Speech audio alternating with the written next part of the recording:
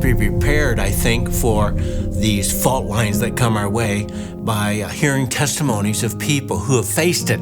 You have now permission to speak into other people's lives because you have weathered something really difficult, something really challenging. The roughest parts of my life, I've often wondered why did he let this happen? But if I hadn't suffered those ways, I probably would not be as strong spiritually as I am now, and I would not be on the path to help other people. Throughout life, God is constantly looking to help refine our faith. And I hate to say it, but in events like this, your faith does become a lot more strengthened because what you do is you begin to see him show up in ways that you never would have seen before.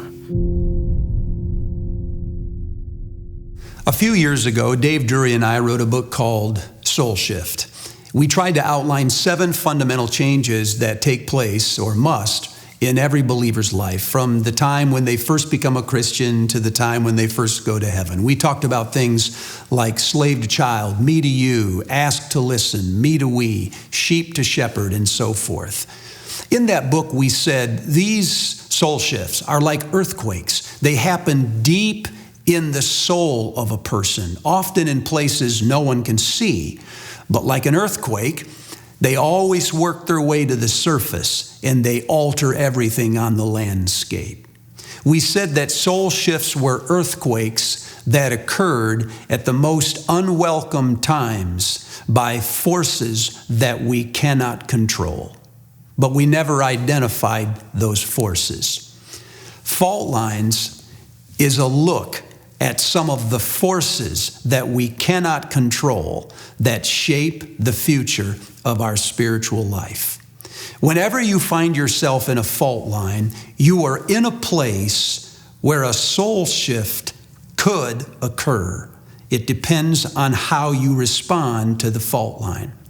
Every fault line is unwelcome. It's unexpected. It's usually unfair. It's often overwhelming. It's often unjust. You don't deserve this, and so you try to get out so you can get back to growing. But the fault line is the place where things in your life are about to change. The key to living in every fault line is learning how to manage it, how to stay in it, and then how to get from it the things that God is trying to give us. When we put the people in our church into a room and talk to them about the changes or the growth in their life, we notice that those people who managed well in a fault line were people who brought together 4 different forces. One of them was a predicament or a situation that they wanted to get out of and they couldn't, and that was the fault line.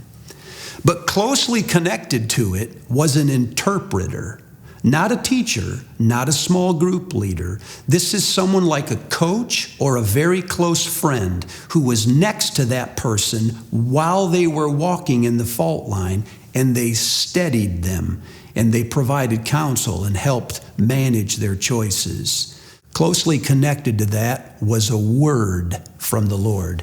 Sometimes it was a sermon, sometimes it was just a sentence, but it cut through them like a laser, and it spoke to their soul while they were in the trouble, and it identified a decision or a choice that they had to make, which was the 4th thing.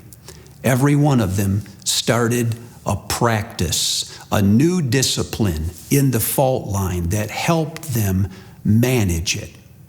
Over the next few weeks, we'll look at 7 different fault lines that trigger different soul shifts. We'll look at some of the spiritual practices that we should or can develop in each one of those fault lines. We'll try to put our finger on the question that God is asking the soul in those seasons of discomfort. I hope you'll stay with us and hang on. I can almost guarantee you that a couple of times in the next few weeks, you will feel God's Spirit speaking directly to you. And if you're open to that, I am confident. I know that He who began a good work in you will be faithful to complete it until the day of Christ Jesus.